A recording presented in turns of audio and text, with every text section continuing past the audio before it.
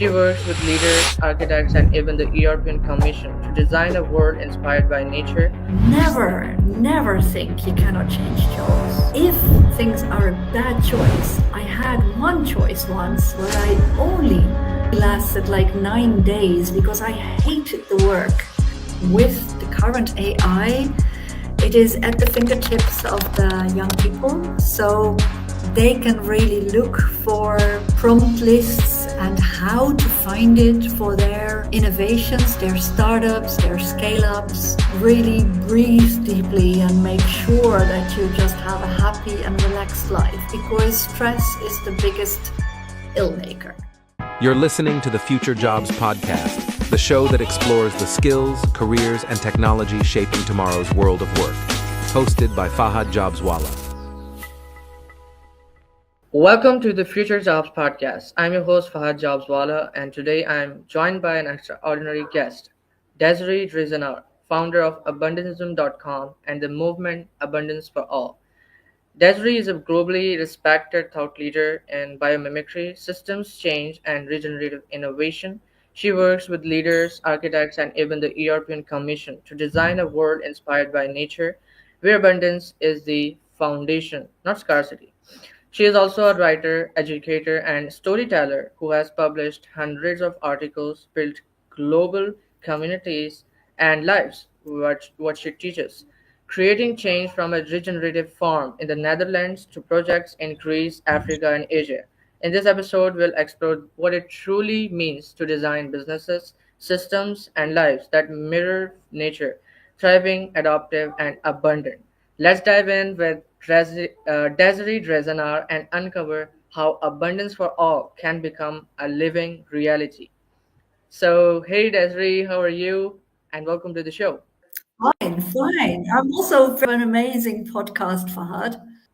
Thank you so much, Desiree, and I really appreciate you joining me today. And it is going to be super amazing. Uh, so, could you tell us what is your story?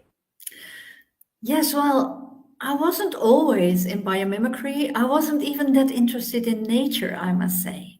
So I don't know. I had, of course, I started my career in, well, 1988. Oh, young people, please, we did not even have computers. We had a completely different world you can't imagine. So well, and then everything changed. So I started my career rather young as a in transport and logistics. At 25, I was already a business unit manager in transport, leading 100 men, which was as a woman not kind of, well, a bit strange, but it was also fun because we had such a good team. And later on, I went to all kinds of jobs. I was not exactly a job hopper, but every 3, 4 years, I did have another job because I was bored after a while. And then I thought, well, let's do something else. So that's a bit what I want to say to young people and future of jobs. Never think you cannot change jobs. If things are a bad choice, I had one choice once where I came from a wonderful job and I had a job that only lasted like 9 days because I hated the work. And after that, I just said, okay, now I'm going to have another job. So I just got that from my CV because people do not want to see that. But then I got another job and it was all okay. So my jobs were mainly 7 years for the two companies I worked for that were really my best jobs. And the other times I was mostly 3 to 4 years to progress a job because I always wanted to contribute value to a job. And then I moved on to, well, something else, another country or another job field or things like that. I'm really curious person. Wonderful. That's really awesome. And then here you are with Abundance for All. That's a really great company. And I was looking through the previous episodes you've had. The basically the podcast where you've been to. Those were really great as well. You shared some really great insights, and I hope um, in this episode we're gonna do something even more unique for our listeners. So, Desiree, what was the turning point that inspired you to dedicate your life to designing a world of abundance instead of Yeah. scarcity? Well, first of all, I've always been a bit of an idealist. I, at some point, came into nature, more close to nature. I saw how we, well, wreck our food with too harsh chemicals. I just realized that all this industrialism is really difficult for, yeah, to be healthy. So I thought, let's put health for everybody.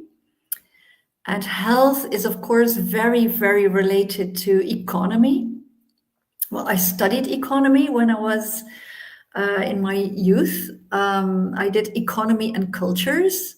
So I thought if I combine ecology, so that is nature, then you have ecology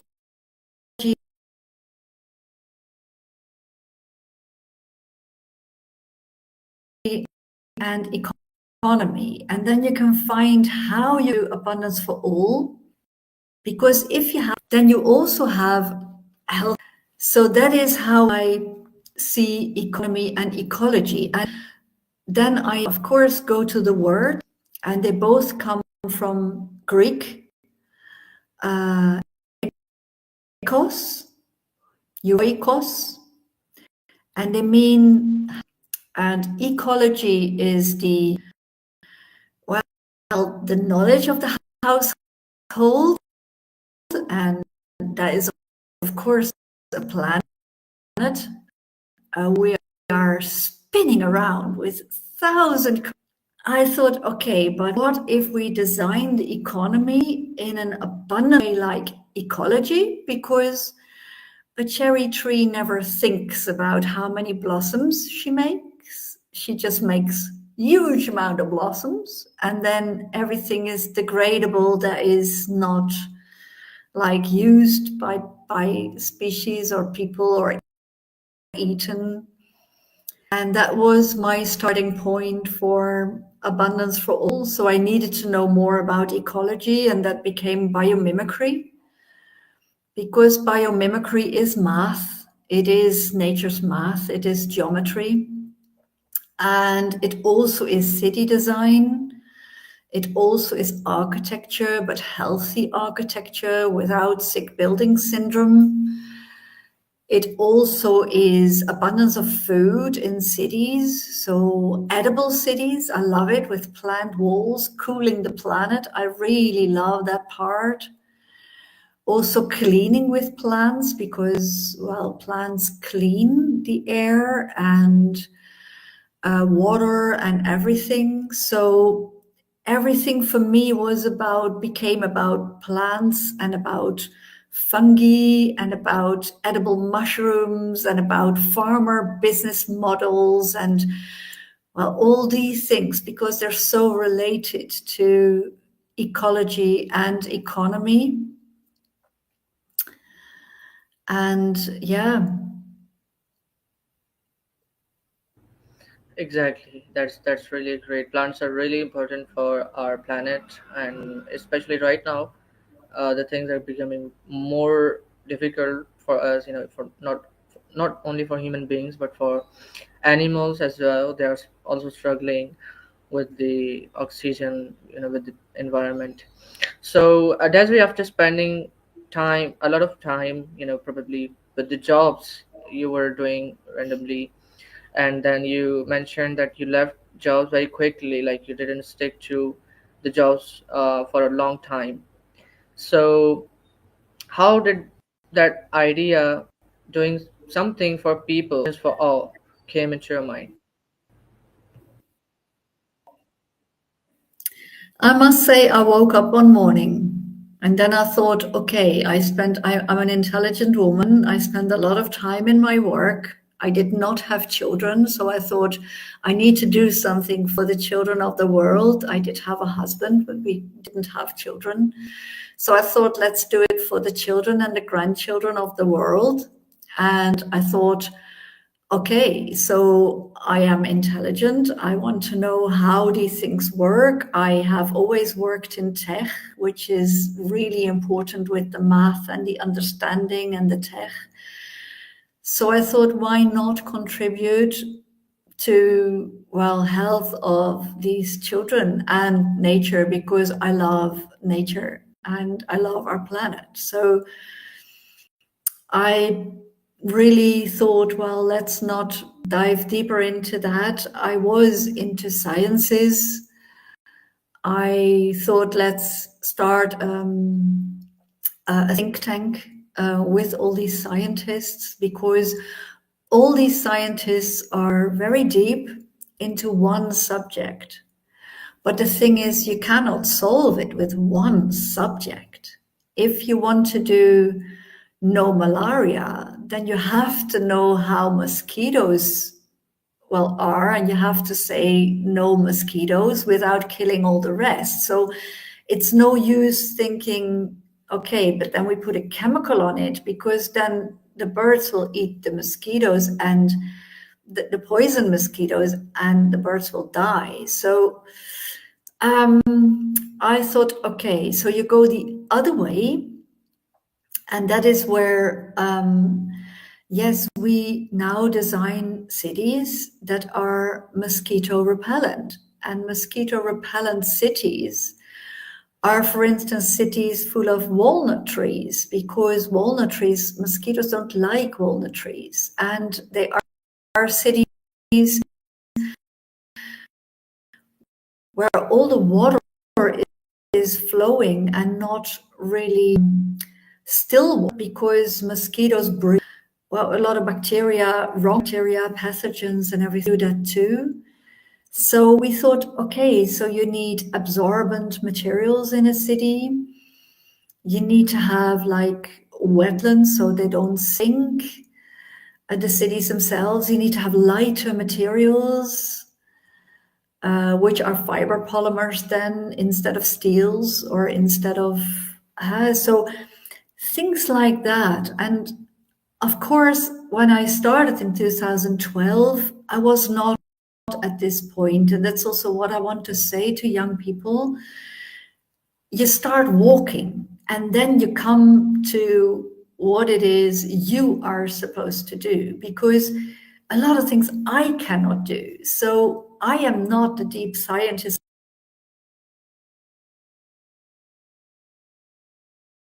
or a deep mathematician, but I do work the architect, but I do work. We do ecology and economy. We built a very beautiful and plant-walled city hall in Venlo, my city. And then we took a lot of budgets together, and we designed it in such a way that the city hall was 13 million in initial investment, more expensive. But because we had minimum maintenance, we had maximum rest value with a material passports, we had all these things. There's a lot of assets and cash flows then going in the whole thing. And it meant that the whole building, although it was 13 million more expensive in the beginning, it was profitable in year 2. Because we had less sick leave, we have less this, less that, less such and less so, and it was really, and it even cleaned like the area around the building. So it is like you do all these plus together, and then in the end, you also make it profitable in money. So that is what Planet People Profit is all about. Because you do multiple profits. Let me put it like that. Exactly. That is wonderful. In your experience, how does scarcity quietly show up in people's thinking or language without them noticing? Yes, a lot of people use a lot of no, they fight a lot. They say, yeah, yeah, yeah. Every time you say no, you have to say, what is it? So, no illness, what is it? Well, it is a healthy building, or no illness is no mosquitoes, or no illness can be no something else. So, you have to go a bit around the no. If you say no windmills, you have to still do renewable energy. So, what else is there? And you make an alternative economic plan instead of going on the street and say no windmills. It's no use. What is no? People don't know what they should do. So if you want to convince your leaders that you do not want windmills, then there are and there is a document on our website, and I will give you a wonderful code at the end to download it with a big discount, because there is so much that can be done different. And if you say no windmills, you can do wave energy, which is also biomimicry, or you can do thermodynamics, and it's also biomimicry, or you can do there's at this moment even vibration catchers, so they do not have the blades.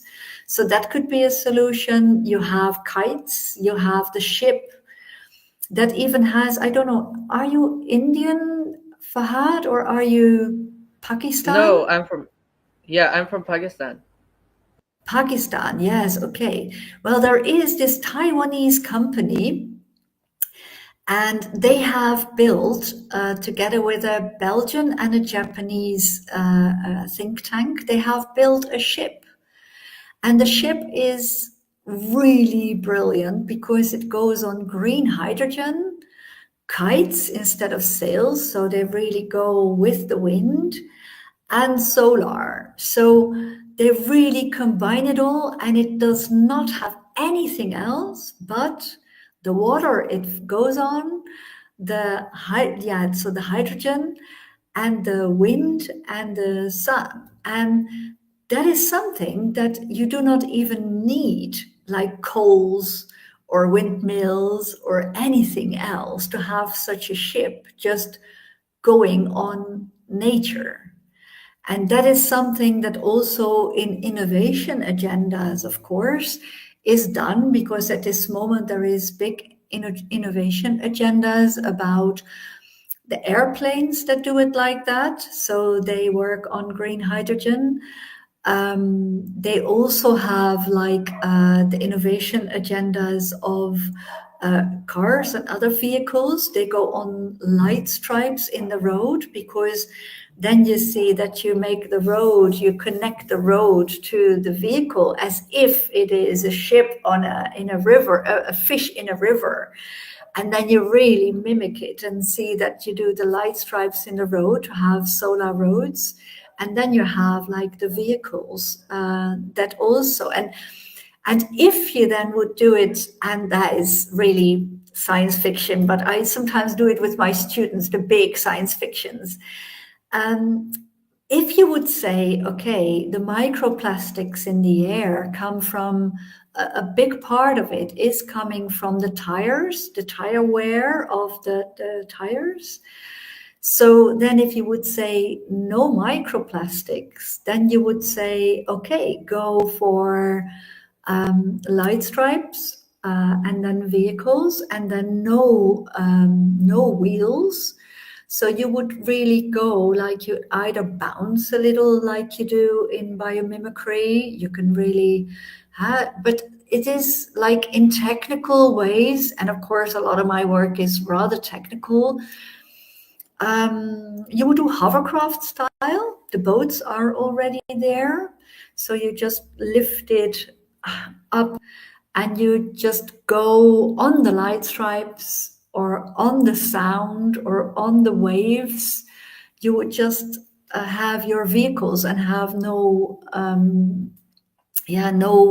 tires and no wheels, no tires, no microplastics. So there are a lot of these futuristic ways. And I love to do that with young students because I'm 60. As said, I'm really not doing it all on my own. The young people will really do it now. But it is so beautiful to really think about like the healthy futures where we have no microplastic pollution, where we have biodegradable materials because of enzymes, for instance, that kick in at some point. A lot of it is already invented, I must say, because we had, of course, a big environmental movement. And a lot of it can be found in universities. And with the current AI, it is at the fingertips of the young people. So they can really look for their prompt lists and how to find it for their innovations, their startups, their scale-ups, to really see it, and also then think about the business models with it, because a business model is also a sustainable business is also something very important in the whole thing, because otherwise you won't survive. So you cannot say it's idealism, because you need to have a sustainable, lasting business model. Exactly, Desiree. And most of the people are using maybe plastic tires, because it is removing the entire material which we're talking about, which is the main evil here. So maybe that could also improve this thing, Yeah, and maybe it can also become a cause, you know, uh, behind removing the microplastics. absorbing is a very important word to remember. Absorb. So absorbing and transforming is really what you do in biomimicry. So you absorb and you transform. And for instance, in my time, there were already the companies in the Netherlands, but also really the big companies that have, for instance, carpets that clean the air in homes or in. So they really transform. They take the dust and they transform it in the carpet. So all these in thing is very important for the transforming. So that is what biomimicry does a lot. We take how nature does stuff and then we remodel what we want to use to do it like nature does it. So it's not so much only bio-based. It's, of course, we use plants and plants do the work for us, but we also model it with the math and the technical and the material design, and all these things are very important to really have very energy efficient, because nature is the most energy efficient way. And at this moment, for instance, you see the AI companies using the biomimicry math to make their algorithms energy efficient. And that is really fascinating to see. So also there is a lot to learn if you go digital to see how you can do it. Exactly, totally agreed with you. So you describe your philosophy as simple complexity. What does that mean in the way you make decisions or lead projects? Yeah. Well, of course, I always look at my customer. If you have a government customer, they want a whole, um, yeah, a whole healthy area.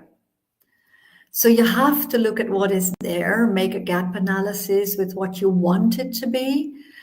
And then I always go for water and soil, because those are most important. You need absorbent soil, you need water, enough drinking water. And you also go for the jobs in a region, because governments really want jobs. And that is not government jobs, because those are not growing the economy. Those are only costs. So if you have to have a cleaner, it is a cost because you go lean, which is the Japanese concept of doing things first thing right. So you don't have to clean. So you clean at the source, for instance. You clean really close to where the pollution is. And those things are very important to think about. And so when I have a government, I always optimize for those things. If I have a harbor, for instance, we optimize the harbor. We also do it for energy. We do it for multimodal transport. And we do it for in the harbor diversity, so biodiversity. So those three are then most important in a harbor area. If you optimize for a company, say for an architecture firm, then of course you have to also think about the business model. So you have to think about, okay, how are they going to do it? What kind of customers will they have? And how are they going to make it work for their business model? Because there are more architecture companies and they can all say we do biomimicry and one does this and the other does that and whatever it is. So you really have to make it special. Okay, but this is what we specialize in and this is what we do. So that is where you go also with the marketing then, the marketing for the whole thing. I sometimes work for a sector, like here in Greece at this moment, I have two projects. I have a government project, No Wildfire, and I have a project for the tourism industry. So these are really different because one are the small companies, the companies in a cluster, and the other one is for a real healthy area. So they have a bit different projects. So if, for instance, you go for a tourism project and you have a pristine area and you want to keep it pristine, then you fill, for instance, only the off season and you go marketing. We built a Facebook group with 82,000 people in it for Peloponnese living, because we say we want to fill the off season, and then you just go marketing and you say, okay, but who is going to come? It will be maybe semi-pensioners, pensioners. It's a rural area. It's really beautiful. So, but it's also, it needs like jobs for young people. So we say, okay, maybe digital nomads, they want to really live, but then you need to have good Wi-Fi.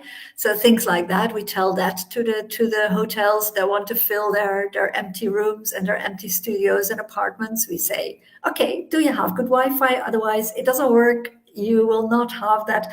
So you kind of connect dots there. So it's not like economy is wrong. No. It is like you use the principles of economy, dynamics of economy, and the dynamics of ecology to really make sure you do the both. And then you can also say, for instance, we have a lot of olive trees here, and we have in Europe, you're not allowed to make many health claims for biology. But one is antioxidants, and the high polyphenol olive oil is definitely fits into a blue zone diet, a Mediterranean diet. So you are allowed to make that health claim. And then we say, okay, so you can export to medical markets and have a very high margin on it. And then you can say, okay, but we are a collective, a consortium of olive oil producers, so we have too much for just that medical market. And you say, okay, so the rest we do in our area, Peloponnese, and we make the branding Peloponnese Living, and it is a health branding. It is for people who want to experience blue zones and really be part of that whole vibe of relaxed and siesta life and things like that, and a bit better for your neural system and things like that. So yes, and then we attracted because we use again a principle of diversification of prices, because the medical market, you can have high margin, but you sell only a little. And to the bigger market, you sell the rest. So we always go 80-20. So the 80% you maybe do in the bigger market, but it will be also for your locals very healthy, because it is still available for locals. It's not leaving the country. And that is very good, because health should not leave your country just for big margins in America or whatever. So that is something really important to balance with the 80-20. Is it clear, Fahad, or do you have specific questions about this? Exactly. It is very clear, and you know, exactly. So, coming to the next question, you've worked with the European Commission on systematic transformation. What's the biggest Yeah. barrier you see when governments or institutions try to become regenerative? The problem is they don't. The problem is they make everything more expensive. So the businesses do it. That is my personal experience. I know that in the global goals, they say you have to have strong institutions, you have to have strong governments. But government jobs are cost. If you go to hospital, it's a cost. You need to have a health system that is close to people and that is making them healthy. And like, yeah, Ayurveda in the whole, or TCM, the holistic medicine way of life and way of looking at stuff, holistic health is, it needs to be brought very close to people so that they understand it, the biology, because otherwise, yeah, you're just, I don't know, you're making the whole system more expensive, and that means that people have to work harder to even pay when they go sick. And then, yeah, so, and also in the European Union, the biggest problem is that I am a subsidy judge.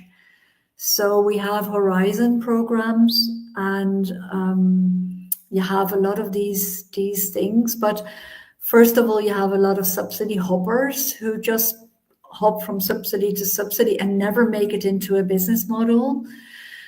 The other thing is that, yeah, there is so much bureaucracy in the whole system of subsidies, at least in Europe. I don't know how it is in Pakistan, but in Europe it is so bureaucratic that, and so old-fashioned also, that I hope digital will make that better. But yeah, there is many conferences, and we in Holland, we always say in a conference, we have this little rhyme.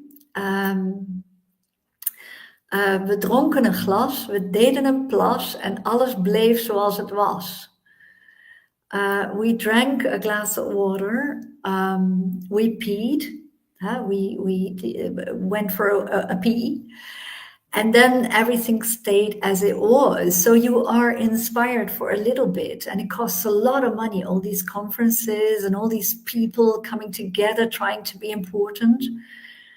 But the businesses have to do it. So the businesses and the ones that make the business models and the ones that, so what I have seen in my 12 years now, I've started the company in 2012, is that consortiums of government together with companies, or consortiums of, this summer I wrote another report for a consortium of organic farmers, big scale, the ones with the precision farming and the soil scans and things like that. So they do nowadays a lot on the whole digital stuff.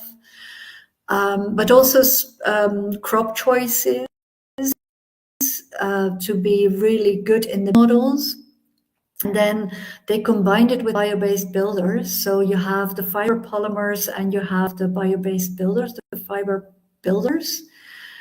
That can be bamboo builders. It can also be, I don't know, it's all kinds of fibers. There are fast-growing trees, you have grasses, you have all kinds of fibers.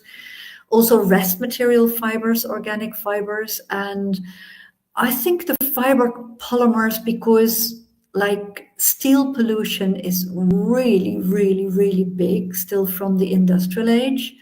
So we need to go for more lightweight.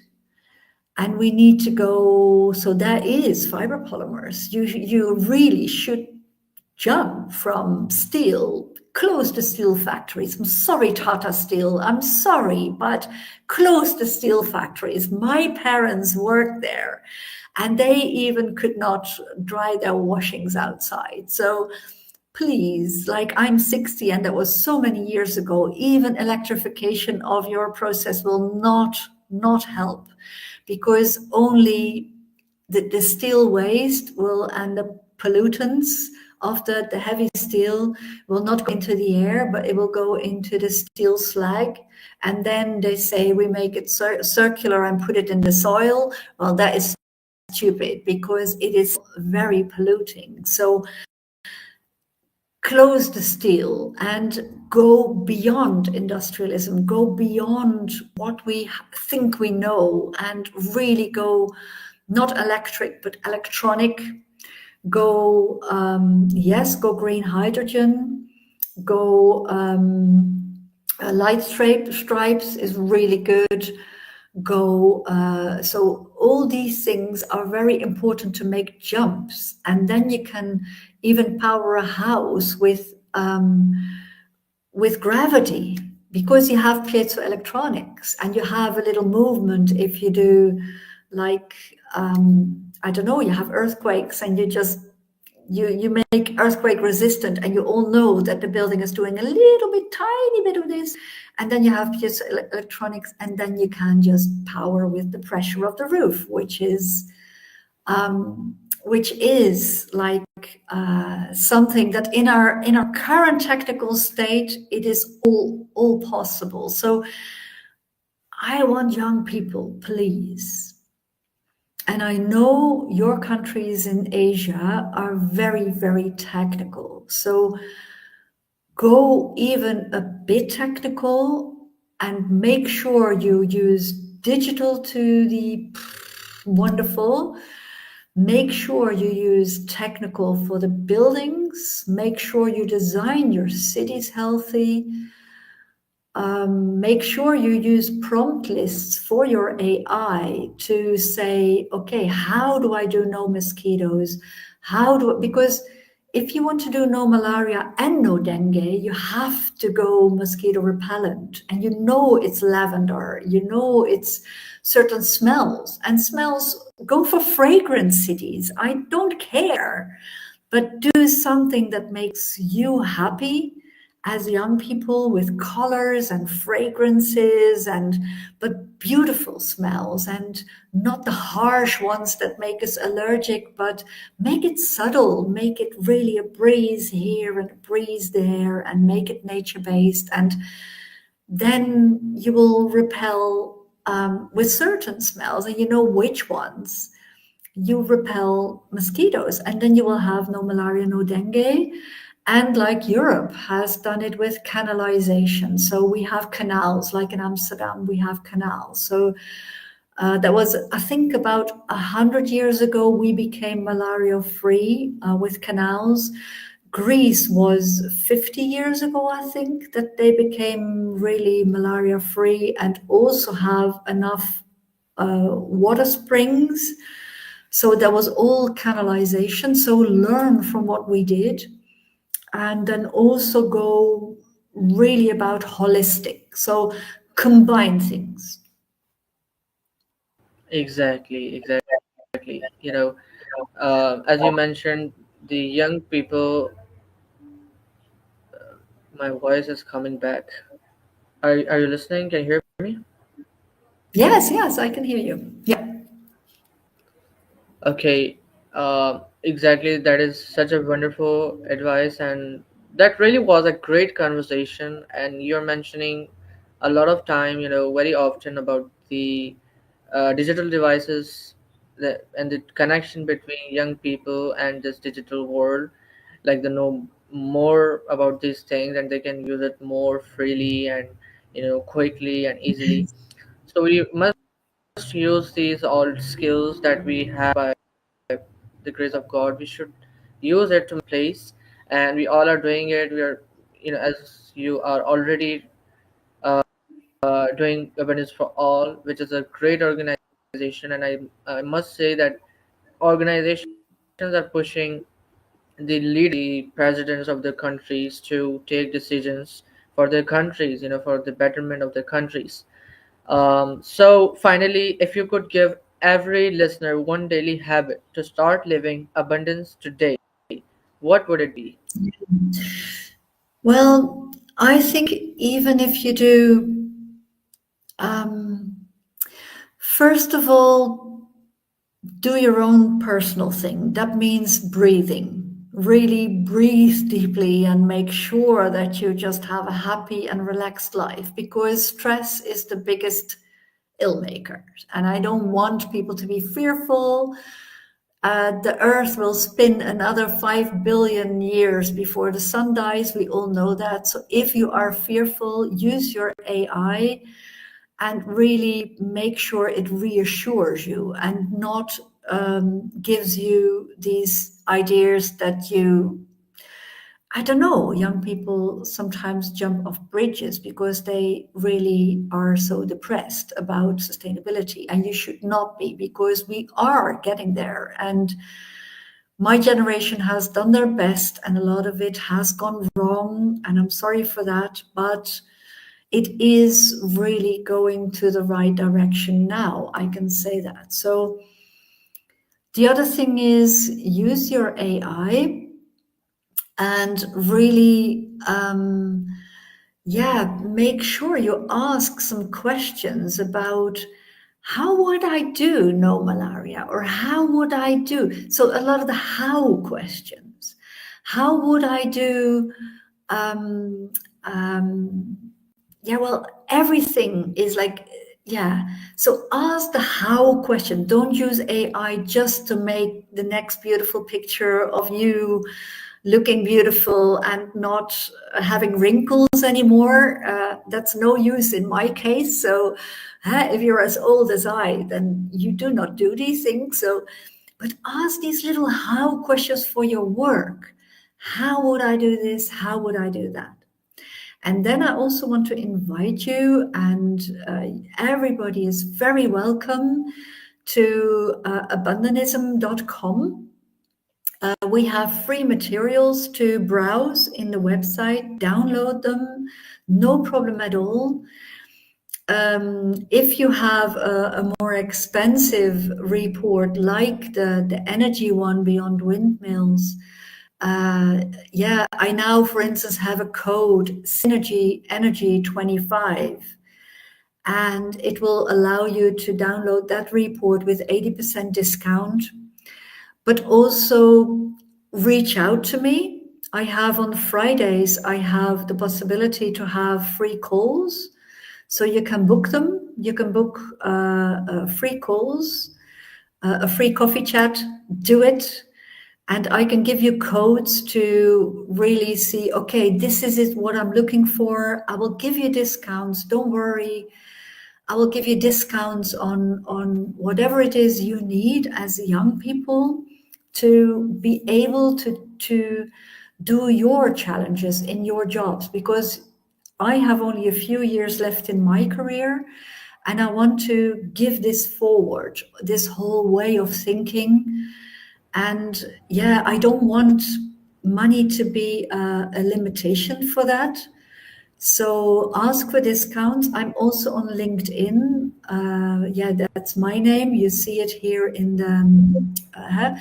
So reach out via DM, ask me what the possibilities are, ask me to get discounts, ask me for consultancy or whatever it is you need. And then I will make sure that I spend my time with the young people to do education, to make sure that everybody understands and that all the things that we have already invented, like the people of my age, I have a lot of these older people in my group, a lot of scientists also, and they don't have the time to do all these talks, so I do them for them. And so we Wonderful. can bring you on a right track, but then it depends on what kind of job you have. Today I had a call, for instance, with a landscape designer. She wanted a business model, how to do it. Well, those things are all possible. So, but also for architects, also for city designers, also for, I don't know, food designers, also for, there's lots of things you can do to make food security happen, to make no wildfires happen, to douse wildfires with frequencies or helium and not extract water, to not sink cities, to all these things. There's so much done already, and sometimes it's hard to find because you don't know what you don't know, and a lot of people don't know what they should ask their AI. So I said to our scientist, I will be the AI button, and on Fridays, for future Fridays, I will have possibilities to, yeah, to give me a call and tell me what your problem is. And then we can see how you can get it for discounted prices, for bringing you on in your career and for your abundance, because that is really important to think about your abundance and abundance systems also. It really is. It really is. And that is, I would say, a wonderful opportunity. And as Desiree already mentioned about her name, you can just simply type on LinkedIn, Desiree Driesenaar, and founder of Abundance for All, and you can reach out to her regarding the her website and discounts. And thank you so much, Desiree, for turning on again and for giving me your precious and valuable time for the amazing conversation we just had. And I really admire to watch the full conversation. You can find out a lot of things about Desiree, about what we should do and what we should not. So till then, inshallah, meet you soon with another amazing podcast with another amazing guest.